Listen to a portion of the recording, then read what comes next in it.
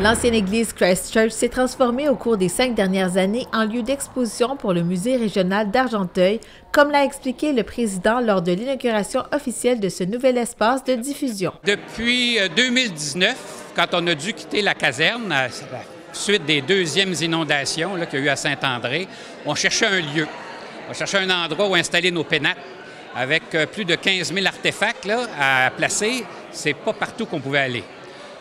La municipalité de Saint-André-d'Argenteuil nous a généreusement offert de nous installer en partie, je dis bien en partie parce qu'on ne peut pas, tous les artefacts du musée ne peuvent pas être ici, mais nous installer dans l'église Christ Church. On a accepté avec enthousiasme, la bâtisse étant déjà un monument historique et étant elle-même inoccupée au moment des événements de 2019-2020.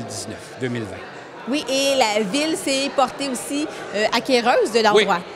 La municipalité maintenant est la, heureuse propriétaire de la bâtisse et du cimetière.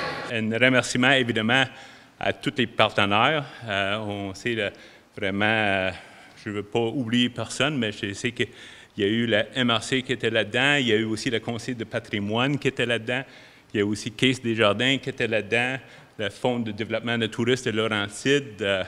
Peut-être j'ai oublié quelqu'un, soit pas offendé. La municipalité de Saint-André-d'Argenteuil et ses partenaires ont investi 270 000 $ dans ce projet de transformation, tandis que le musée en a injecté 220 000 $. Plusieurs travaux qui ont dû être faits. En fait, toute la coquille interne de la bâtisse a dû être faite.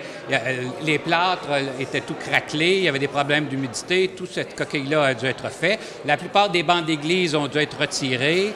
Alors, il a fallu refaire l'électricité, il a fallu refaire la plomberie, alors réaménager les lieux pour pouvoir accueillir nos artefacts. Tout ça a dû être fait. Et en respectant aussi l'intégrité du bâtiment, le fait que c'est un bâtiment classé historique. Alors, ça va être des contraintes pour la plupart des gens qui ont travaillé ici. Nous sommes ici aussi pour parler de l'avenir du Musée régional d'Argenteuil. Et à cette fin, j'aimerais souhaiter la bienvenue à notre nouveau directeur du musée, M. Jean-Christophe Saint-James. L'implication de ce passionné d'histoire au sein du musée remonte à 5 ans auparavant. J'ai été guide en 2019 quand il y a eu les inondations. J'avais postulé avant même que les inondations arrivent. Puis quand les inondations sont arrivées, on m'a demandé si je n'étais pas capable de faire une exposition ici à Christ Church. Puis j'ai dit, ben oui, pourquoi pas. Puis à partir de là est né mon amour de l'histoire régionale. Je suis historien. J'ai fait ma maîtrise en histoire de 1680 à 1807, donc vraiment dans les débuts d'Argenteuil, de l'épopée européenne, comme on peut dire, là, dans Argenteuil. Puis depuis ce temps-là, je collabore avec le musée. J'ai aussi aidé un peu à l'exposition quand j'étais encore à la maîtrise. Puis quand j'ai déposé mon mémoire, je suis devenu directeur là, du musée. Là, c'est inauguré, c'est officiel, les gens pourront revenir à un espace pour en découvrir plus sur l'histoire. Quel sera le défi associé à ça? Est-ce que c'est d'intéresser les gens à l'histoire? Oui, certainement, il y a ce volet-là qui est d'intéresser les gens à notre histoire. Les musées doivent être un lieu vivant, il faut faire ressentir ça aux personnes. Habituellement, les personnes d'un certain âge sont intéressées par l'histoire, s'intéressent à leur histoire. Les personnes plus jeunes, les enfants, s'intéressent eux aussi à l'histoire. Les petits artefacts qu'on retrouve un peu partout, ça les intéresse beaucoup. Mais il y a ce entre-deux, les gens de mon âge, dans la vingtaine, dans la trentaine, que ça les intéresse peut-être plus ou moins. Puis c'est essayer d'attirer ces personnes-là. C'est ça le défi principal. Puis une des méthodes qu'on va utiliser, bien sûr, ça va être de passer un peu par les réseaux sociaux, passer par les réseaux, les anciens réseaux aussi, comme la TVC d'Argenteuil ou les journaux de région. Je tiens aussi à souligner le travail exemplaire de l'ancienne directrice, Lynne Saint-Jacques, qui a porté le musée pendant 14 ans. L'ancienne directrice générale du Musée régional d'Argenteuil est enchantée de voir l'aboutissement des travaux. On est arrivé à ce très beau résultat-là, mais c'est sûr qu'il y a eu beaucoup de travail en arrière de ça, dont tout le travail de réfection du bâtiment. On a travaillé sur la coquille avant de pouvoir la meubler, la coquille, donc c'est vraiment magnifique. Moi, j'ai vu là, toutes les phases et puis on a eu des maîtres artisans qui ont travaillé sur le plâtre, les murs, la peinture, les vitraux. Donc, on est très, très, très heureux du résultat. Oui, et là, maintenant que c'est terminé, vous quittez, vous prenez votre retraite bien méritée? Oui. Bien, on a un nouveau directeur, Jean-Christophe Saint-James, qui est très, très...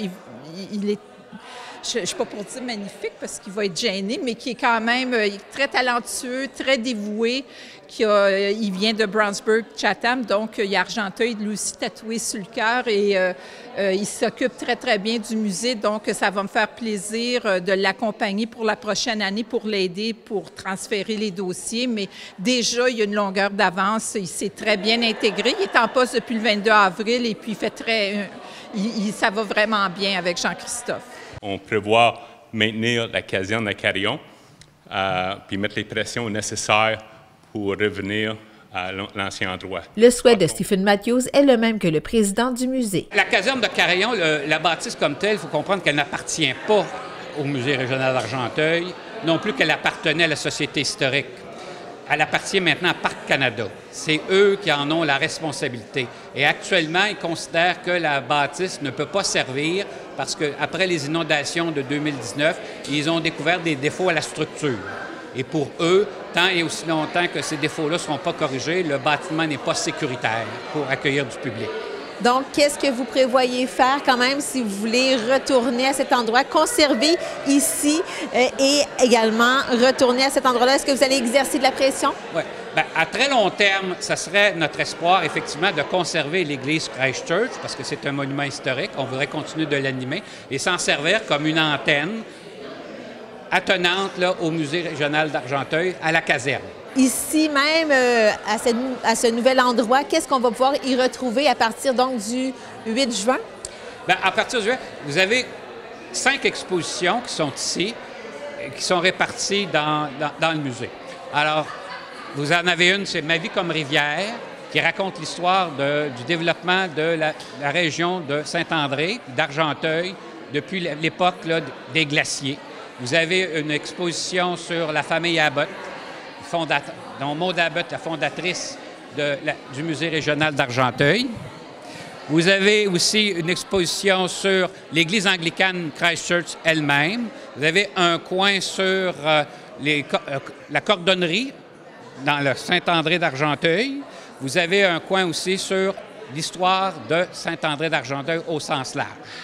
Alors tout ça, c'est regroupé de façon concise, mais très bien informée dans l'église Christ Church. Je trouve ça tellement magique parce que vous êtes une cinquantaine et on dirait qu'on est 3-4.